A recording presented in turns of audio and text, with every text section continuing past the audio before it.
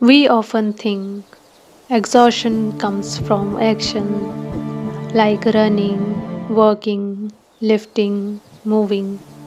But the truth is, the human mind and spirit can tire even in stillness. Doing nothing is never truly nothing.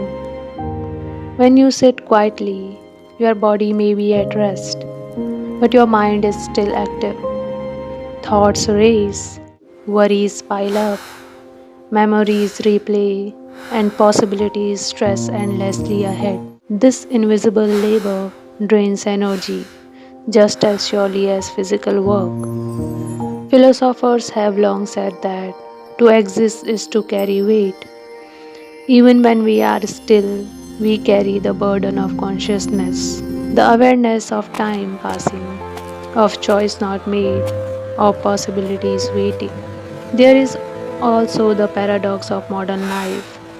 Inactivity can feel heavy when we measure ourselves by productivity. When we do nothing, guilt creeps in. That guilt itself is exhausting. It's not the absence of activity that drains us, it's the presence of judgment. From a deeper perspective, exhaustion without action reflects the tension between being and doing. Our culture glorifies doing, tasks, achievements, visible progress, but being simply existing, feeling, thinking can be just as demanding. The philosopher Soren Kierkegaard once suggested that anxiety is the dizziness of freedom.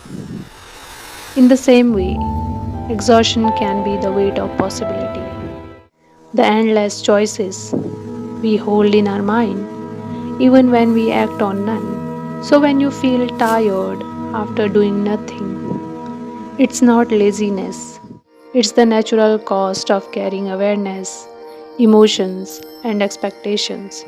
The body rests, but the mind never truly stops. And perhaps the lesson here is that rest isn't just absence of work, it's the intentional quitting of the mind. Without that, stillness becomes another kind of labor. In short, exhaustion without action is the proof that existence itself requires energy to live, to think, to feel. That alone is enough to make us weary. And recognizing this is the first step towards giving ourselves permission to rest without guilt. So that's it for today. We will meet in again in another video. Till then, be safe, be happy. Bye bye.